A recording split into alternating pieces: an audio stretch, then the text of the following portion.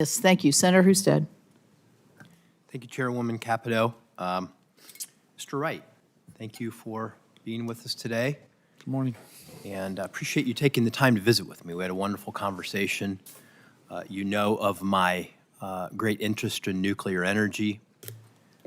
As a senator from Ohio, we have a great demand for electricity, an increasing demand at almost an alarming rate, for very good reasons, that we are a manufacturing state, so as we do Made in America, we need to make more things, which requires more energy. We are a data center state, which means that as America tries to lead in AI, our increasing energy demands with data centers are almost unfathomable at the increase in demand. And then, of course, electric vehicles and other things are creating more and more demand. I know that in the last couple of days, we've seen some interrupted services around the country. A lot of that's because of grid, not because of generation. But it's important, and this is really a bipartisan issue because nuclear energy is one of those. Is a form of energy that addresses both needs: the environmental need of zero carbon, but also the baseload energy that provides for 24/7, 365 power, which is necessary for all of these components. However, America is overly reliant on foreign manufacturers of enriched uranium for our nuclear facilities. We have the only American-owned uranium enrichment company in Portsmouth, Ohio, or at the Piketon plant, or at the Portsmouth plant in Piketon, Ohio. And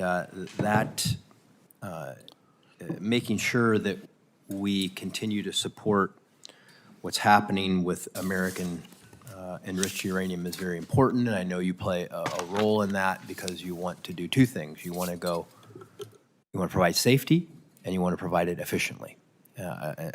Always a challenge for a regulator.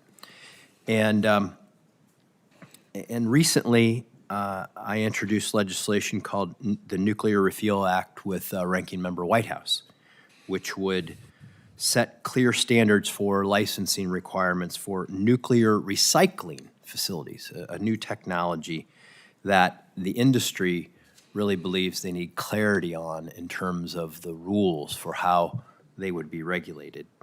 I want to, if you would, to give me some thoughts on that, and do you agree that there is a need for clarity, and could that create a safety and efficiency opportunity if we pass this legislation? So thank you for the question, Senator. And it was an honor to come and meet you in your office, and your lovely wife too. That was a treat. So without fuel, you can't run a plant, right? So we've got to have fuel, and we've got to have a secure grid. Because if you turn a plant on and you can't connect it to the grid, nobody's going to get power, so it doesn't make the plant very useful. So they all tie together, and it's needed. We currently our regulatory framework will allow us to do recycling, but having said that, any bill that gets clarity or allows things to happen more efficiently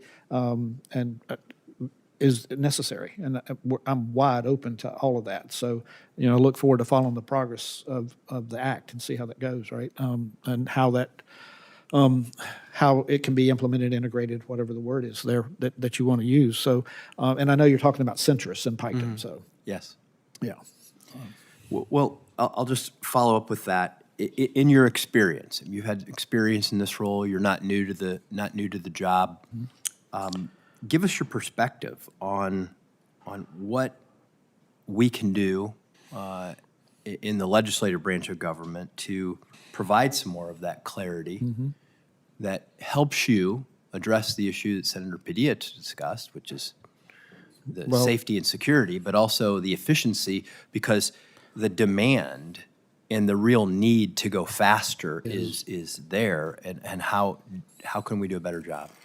Well, first off, legislation like the Advance Act that's been kind of a game game saver, game changer for us, and because it's allowed us to focus on things and to get more efficient. And then really now, as we look to reorganize the agency, how are we going to become a more nimble licensing reviewer and certifying these designs in a more efficient manner? We've still got to maintain the safety standard, safety case.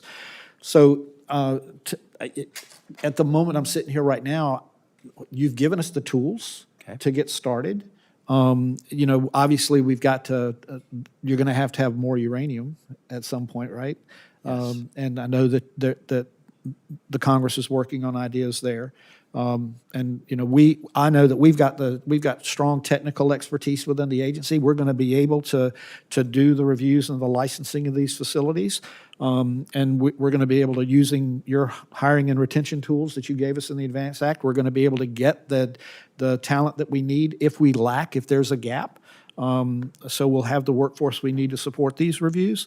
And we're also, we're training people now, and the new hires that we have been able to get on board we're actually cross-training people so that they can be moved to other areas if the need is there and when the need is there. Yep. So I will stay in touch with you about this, though. Yeah. Thank you. And I'll just in closing, want to add that one of the things that if we're going to do more Made in America, one of the things that's essential for our economic and national security is enriching our own fuel for these facilities, and I hope we can get more of that done domestically. Thank you, Chairman Capito.